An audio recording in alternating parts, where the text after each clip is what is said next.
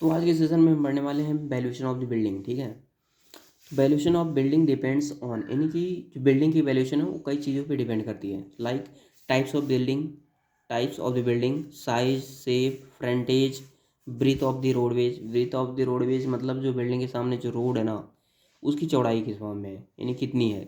Quality of the material, जो material use किया हो कैसा है, उसकी क्वालिटी क्या है। Present day price of the material, height of the building, nature of the flow, doors and window etc। इन सारी चीज़ों पे क्या करती है, बिल्डिंग की वैल्यू डिपेंड करती है। ठीक है जी। नेक्स्ट पॉइंट आता है हमारे पास, a building located in the market area. यदि कोई बिल्डिंग मार्केट एरिया में लोकेट करती है तो उसकी प्राइस हाई होगी as compare to residential area. ठीक है ना जी, residential area. The next point कहता है कि किसी भी बिल्डिंग के पास यदि सीवर है, वाटर सप्लाई और इलेक्ट्रिसिटी अवेलेबल है, मतलब ये सारी व्यवस्थाएं हैं उसके पास, तो उसकी जो वैल्यू होगी वो इंक्रीज हो जाएगी। द नेक्स्ट पॉइंट, यदि कोई बिल्डिंग फ्री होल्ड लैंड पे बना हुआ है, मतलब वो आपकी खुद की ज़मीन पे बना है या फिर आपने उस ज़मीन को खरीद रखा है, यानी कि उसका जो रजिस्ट्रेशन आपके ही नाम पे है। ठीक है जी, तो फ्री होल्ड लैंड है, यानी कि जो फ्री होल्ड लैंड पे आप अगर कोई बिल्डिंग बनी है तो उसकी जो प्राइस होगा, उसकी वैल्यू होगी वो इंक्रीज होगी। ठीक है, नहीं ज़्यादा होगी as compare to leasehold land. Leasehold land का मतलब आपने किसी ज़मीन को किराए पे ले रखा है, मतलब कि जैसे 10 साल के लिए, 20 साल के लिए या 100 साल के लिए। ठीक है जी। The next point, the value also depend on the demands of purchase, यानी कि किसी भी प्रोडक्ट, दुनिया में किसी भी प्रोडक्ट या बिल्डिंग की बात करें तो उसकी जो परचेज करने की डिमांड है ना, उसके ऊपर भी डिपेंड करती है। अगर परचेज करने की डिमांड ज़्यादा होगी तो उसकी वैल्यू क्या हो जाएगी, इंक्रीज हो जाएगी, ज़्यादा हो जाएगी। और ये टाइम टू टाइम वेरी करती रहती है। ठीक है, चेंज होती रहती है। The next point, the valuation of the building is determine on the working out it's cost of the construction. आप खुद निकाल सकते हो कॉस्ट ऑफ कंस्ट्रक्शन से। ठीक है ना, तो उसकी वैल्यूएशन हम पता कर सकते हैं उसकी कॉस्ट ऑफ कंस्ट्रक्शन को फाइंड आउट करने के बाद। ठीक है जी।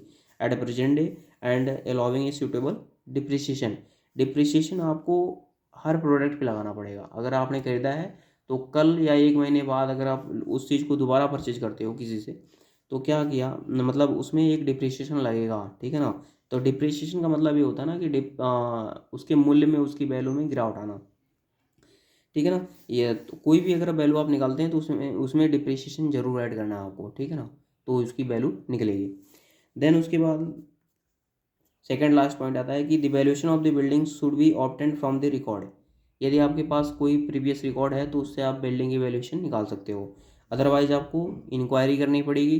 ठीक है, इंस्पेक्शन करना पड़ेगा, यानी कि जांच प्रचार करनी पड़ेगी। ठीक है, जांच पड़ताल करनी पड़ेगी। ठीक है, उससे आप वैल्यूएशन निकाल सकते हो बिल्डिंग की। ठीक है, देन लास्ट पॉइंट आता है कि the valuation is determined from the cost from the record. ठीक है, यदि आपके पास कोई रिकॉर्ड है, प्रीवियस रिकॉर्ड है, तो आप उससे बिल्डिंग की वैल्यूएशन निकाल सकते हो। अदरवाइज आपको डिटेल मेजरमेंट करनी पड़ेगी। ठीक है जी, डिटेल मेजरमेंट करनी पड़ेगी कॉस्ट की, उससे आप निकालोगे फिर बिल्डिंग की वैल्यूएशन। अदरवाइज लास्ट पॉइंट कहता है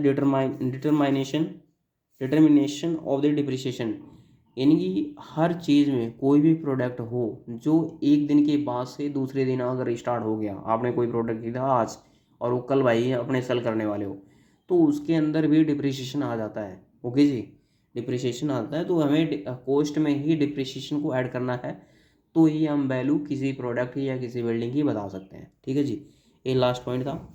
और बाय द वे, मेरे चैनल पे आने के लिए आप सभी लोगों का बहुत बहुत शुक्रिया।